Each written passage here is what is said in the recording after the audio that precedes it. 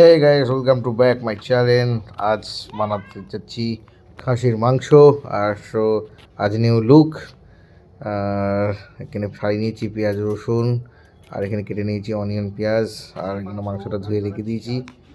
আর দেখতে পাচ্ছেন মাংসগুলো সলিড আর কি সুন্দর দেখতে। এখানে নিয়েছি জিঞ্জার গার্লিক পেস্ট করার জন্য রসুন আদা রেডি করে নিয়ে নিয়েছি অলরেডি।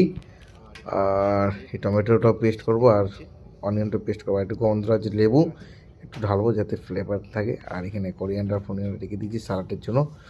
আর গোটা গরম মশলা। আর চলো এখানে টমেটো অনিয়নটা পেস্ট করে নিই, আর গ্রাইন্ডারে করে নিচ্ছি। অনিয়নটা হয়ে গেছে, আর ছোটো ছোটো আলু ছিল, আলুগুলোকে কাটবো। তার আগে একটু বাইরেটা একটু ঝলক দেখিয়ে নিই তোমাদেরকে। দেখতে পাচ্ছ এটা আমার বাড়ির ব্যাক সাইড। আর এই যে ছোটো ছোটো আলু নিয়েছিলাম খাসির মাংসতে দেওয়ার জন্য। নতুন একদম, বাট হেবি সুন্দর লাগছিল। আর এখানে জিঞ্জার গার্লিক পেস্টটাও হয়ে গেছে। চলো বাইরে, আর বাইরের গেট আপটা দেখে দিয়ে এই সব রেডি। আর এটা বাড়ির চাষবাস। আর এখানে নিয়ে নিয়েছি কড়াইটা সব রেডি। এই গাইস, আজ বানাচ্ছি মটন কষা। তার জন্য আজকে বাইরে, আজ কিচেনে না, আজ বাড়িতে। এটা মটন আছে।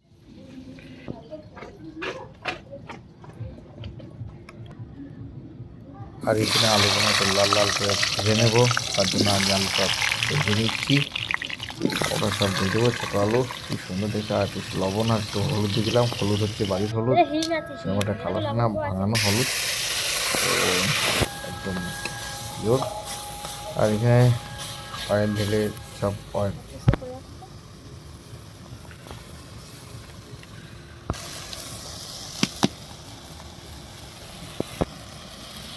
না।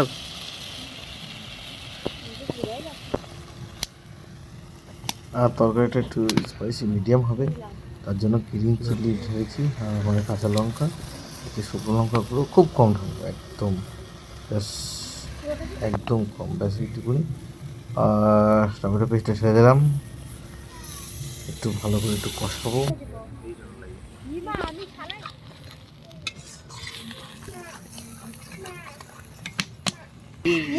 মুড়ি দিয়ে খাবি না শুধু খাবি? চল আমরা এখন মাংস রাখছি, সব পড়ে গেল তো একবার হাফ পড়ে এই দেখেছি একবারে।